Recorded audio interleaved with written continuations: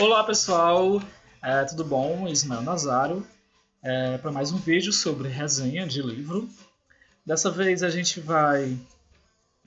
vou mostrar para vocês o livro que eu estou lendo, na verdade relendo, né? Preconceito Linguístico de Marcos Wagner. Coloquei com ele. A minha versão é de 2015 e eu comprei em 2017 para a faculdade, quando eu fazia a disciplina de Sociolinguística. Foi uma das disciplinas que mais mudou a minha vida enquanto estudante de letras. E assim, é um livro muito maravilhoso. Super recomendo, não só para estudante de letras, mas para qualquer pessoa, independente de estar na faculdade ou não, pode ler. É muito maravilhoso. Então é de Marcos Wagner, é professor, da Universidade de Brasília. Ele é filólogo e linguístico e escritor de livros. Aqui eu tenho o livro, que é a minha mesma edição. Essa edição ela foi revisada e ampliada. Então, como diz o autor Marcos, ele é praticamente outro livro. E temos aqui a foto do autor, que ele é muito fofo. Então, é professor, é doutor em filologia, linguística e escritor brasileiro. Como eu falei, esse livro é um dos livros que mais mudou a minha vida enquanto estudante de letras, porque ele traz reflexões e questionamentos muito pertinentes com relação à língua. Eu acho que enquanto estudantes de letras e estudantes da linguagem, a gente precisa ir além daquilo que é aparente.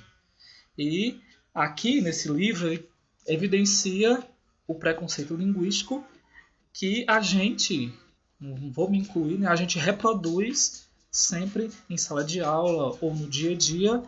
E existe até uma frasezinha na editora Parábola, recentemente, que eles colocaram.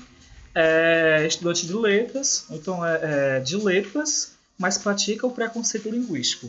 Aí tem uns livros de Marcos Wagner para poder, né, serem vendidos, estudados e vendidos. Então é justamente essa situação. Nesse livro, ele vem analisar o fenômeno do preconceito linguístico e colocar que isso é para ser superado. Que não se pode mais ter um ensino de língua materna, ou mesmo de qualquer outra língua, baseado em norma padrão. Como se a norma padrão fosse a língua. Sendo que a norma padrão é um ideal de língua, baseado nos escritores tradicionais portugueses e literários. Então essa é uma breve introdução. Abaixo eu tenho um sumário do livro, que aqui ele aborda muitas coisas. A mitologia do preconceito linguístico é o primeiro capítulo. Ele traz alguns mitos sobre o português brasileiro. Inclusive, existe até um livro dele que é Português ou Brasileiro, como se a nossa língua, por ser chamada de português, e por ter já passado por muita mudança nesses 500 e tantos anos de Brasil, já não deveria mais ser chamado de português, porque não é mais parecido com o português de Portugal. Não deveria ser chamado de brasileiro no lugar de português. Então, aborda algumas questões do preconceito e são muito interessantes, porque são coisas que a gente vê no dia a dia. Por exemplo, dizer que o português no Brasil, onde se fala melhor, é em Pernambuco, por exemplo, por pessoal de lá usar o tu. E hoje o tu já caiu em desuso na língua corrente, é você. Então são questões que a gente precisa analisar e pensar sobre com relação também não só aos que a gente convive, as pessoas com que a gente convive, mas com relação aos nossos próprios preconceitos. Será que nós não estamos passando esses preconceitos para as outras pessoas? Praticando esses preconceitos? O segundo capítulo diz respeito ao ciclo vicioso do preconceito linguístico. Ele vem dizer que os mitos que são vistos aqui no primeiro capítulo eles participam de um círculo vicioso, que esse círculo vicioso é composto pela gramática, pela norma padrão, aliás, pelos métodos de ensino e pelos livros didáticos.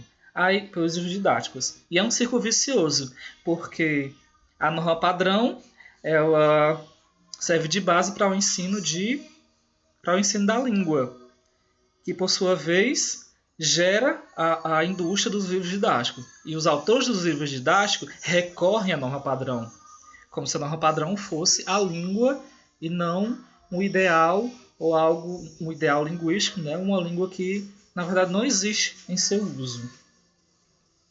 Tá? Desconstruindo o preconceito linguístico, eu vim falar sobre isso, de como a gente pode romper essa cadeia desse preconceito. Vale lembrar que preconceito quer dizer uma pré-ideia, é uma ideia que a gente só aceita e não pensa sobre ela, e a gente vai reproduzindo diariamente. Então a ideia da desconstrução do preconceito linguístico é você pensar sobre isso e você romper esse ciclo vicioso. Linguagem, metalinguagem, epilinguagem, que nem falar sobre a linguagem, que a linguagem ela é um construto fono-morfo-sintático, com componentes lexicais e semânticos. Então, essas cinco partes compõem a língua. Então, eu dizer que a língua é a norma padrão, eu estou errado. A gente precisa quebrar isso aí e refletir mais profundamente sobre a questão linguística e como a gente pode reconhecer as variedades, porque a língua é feita de variedades linguísticas, sem recriminar ou discriminar quem fala diferente. Eu acho que a questão principal desse livro é abordar o diferente enquanto válido, e a gente deixar de focar na norma padrão, que não é propriamente a língua. Ninguém usa a norma padrão no dia a dia. Tá? Então, essa parte da metalinguagem é uma proposta de ir além, refletir sobre a própria língua e pensar sobre ela em atuação. E também eu venho falar de epilinguagem, como você utilizar a língua e suas várias possibilidades. No sentido de o aluno, vamos colocar na situação de escola, o aluno poder refletir sobre a linguagem e se apropriar dela e utilizá-la da melhor forma que for cabível. Quinto ponto, preconceito contra a linguística e os linguistas. Uma das coisas interessantes é que quando se fala em língua, se recorre aos gramáticos e não ao linguista, que é o cientista da linguagem.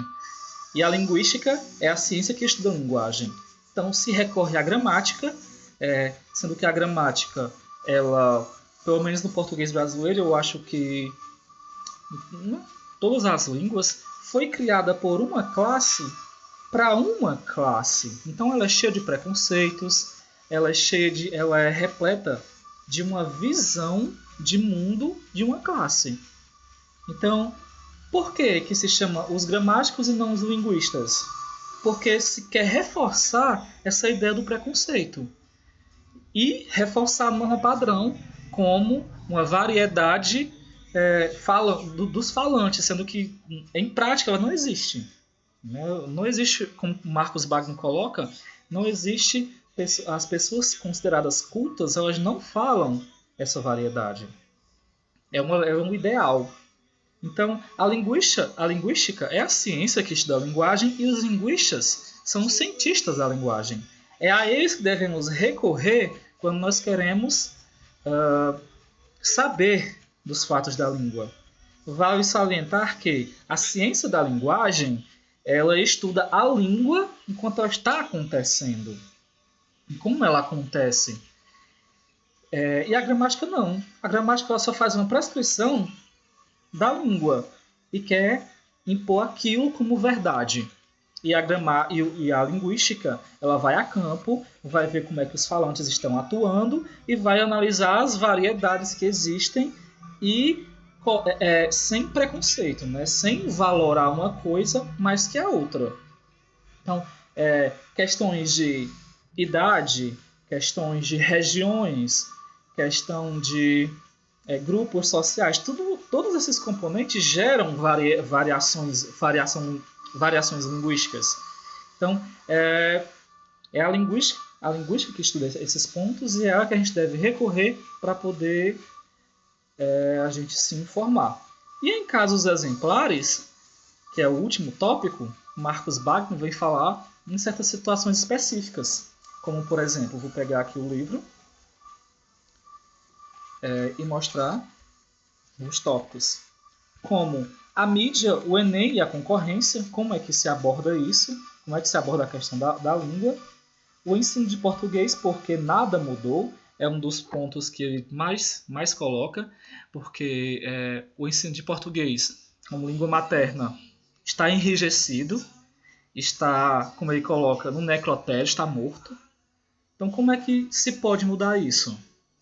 Existe um livro dele que é Nada na Língua por Acaso, por uma nova pedagogia da variação linguística, que ele vem colocar toda essa parte de que a língua varia e de que a gente deve ensinar hoje nas escolas que essa é a nova pegada. Que a gente deve desconstruir o preconceito linguístico e ensinar as variedades. Claro que a gente não vai esquecer colocar uma como sendo mais que a outra. A gente vai colocar a língua como ela é e como ela acontece de fato. Né? Ensino de português, já falei. O sotaque, seu papel cultural. Oba, vamos estudar gramática? Nova classe média, nova língua urbana. Presidenta, sim, racismo linguístico. Vamos largar as muletas e andar livremente pela escrita. Então são alguns tópicos que ele aborda em casos exemplares, casos específicos, que são muito interessantes de ver. Então super recomendo esse livro para todo mundo, não é um livro restrito aos estudantes de letras. É um livro para todo mundo ler, para que a gente desconstrua essa ideia de que a língua deve ser usada para recriminar as pessoas. Isso é uma das coisas que também é abordado. As pessoas querem corrigir umas às outras, e não é essa a ideia. A língua deve ser valorizada a partir de suas variedades. Isso é maravilhoso. E a partir do momento que eu tomo consciência disso, da língua e de suas variedades, eu passo a não mais praticar o preconceito linguístico. Claro que assim, é uma questão de treino, porque nós somos treinados, educados, de que a norma padrão é a língua certa e que o restante é falar errado, que o restante não é saber português. Então, super recomendo para vocês a leitura desse livro. Existem outros livros dele, como A Língua de Eulalia, também é muito bom, romance. E Nada na Língua por Acaso, além de português ou brasileiro. Também existe Objeto Língua, que eu vou comprar para ler. Eu recomecei a leitura desse livro porque eu li na faculdade, já finalizei na faculdade em 2017, na disciplina de Sociolinguística, e eu estou no primeiro capítulo. Tá? Então, essa é a minha recomendação, isso é o que eu estou lendo, esse é o livro que eu estou lendo. Qualquer comentário, qualquer experiência, deixa aqui embaixo no vídeo que a gente pode discutir, que a gente pode comentar. E é isso. Até mais e próxima semana eu vou postar outra leitura que eu vou estar lendo e vou compartilhar com vocês. Tá bom então? Bye bye!